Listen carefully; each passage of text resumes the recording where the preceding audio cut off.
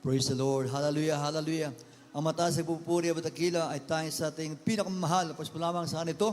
At ako po ibigay po ng dupli pagalang sa ating mahal, Pastor, our beloved and evangelist, Wilmeda, the man of God, the prophet of God, some of beloved children, at ibang patuloy pagkala po, at pagsayaw po sa mga gitong aral po ng ating beloved and Pastor, Linas Almeda. Agad po ang ating pagbati po sa kanyang karawan sa ito. At mga kapatid, hindi ko pwede pong itago ang dakilang na at po sapagkat po hindi po namin gawa ito. Ito po gawa ng ating mga Panginoon. At ang portion po ito, mga praise God, ay papahayag po ng mga himalan ng ating mga Panginoon. Praise God, hindi pwedeng itago sapagkat mga mahal, ako pong nasa iyong malikod ngayon, nasa iyong harapan ngayon, isang buhay na pato ng ating Diyos ay buhay sa gawang ito. Praise God. Ay mga minamahal, ako pong sarwayan po at balikan. Isang taon na po nakaraan, July 22, ngayon po nga banigod po ay nagkaroon po na isa pong aksidente. Na ito po ay hindi birong aksidente sapagkat ako po ay nakaranas po ng isang pangyayaring aking kamay po ay ito po ay naputol ng aking ugat ng aking kamay.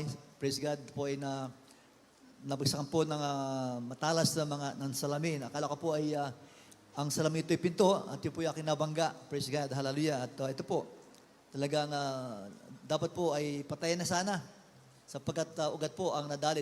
Subalit mga mahal, andiyan po patubay natin malang Panginoon. Praise God, hallelujah.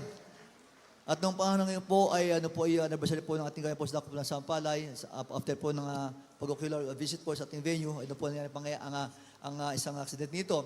At mga mahal, nakilang na ating Panginoon, praise God, pong maging buhay na pa to. At ito po ay another bagong buhay naman mga kapatid. Salamat sa ating Panginoon at ito po ang inyong balingkod at patuloy po nagpapahig po ng nakilang na ating Panginoon. Ating pong sariwain mga kapatid, ngayon po ay July 28. Ngayon po ay isa pong another himala at nasa kong ipabot po sa inyo lahat na tayo po sumasariwa po sa ating pong Talipo Peace Mission. Ito po hindi birong mission mga kapatid.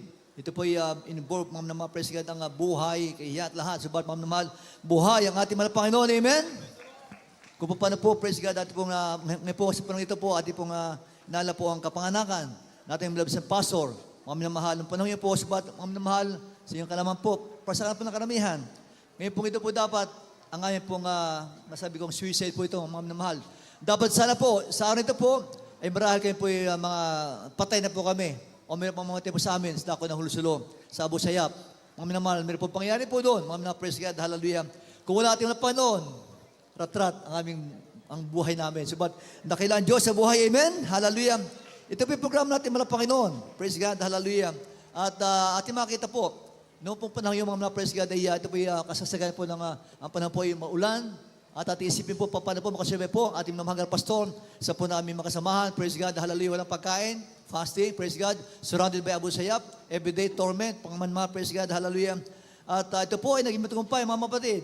At ito po mga praise God dati pong naalala po, sa po ang mga panahon ito. Nawa, huwag natin kalimutan, ang dakilang himalayan ng ating Panginoon. Patunay po, praise God, ang gawain ito po ay nasamahan natin mga Panginoon. Amen, hallelujah.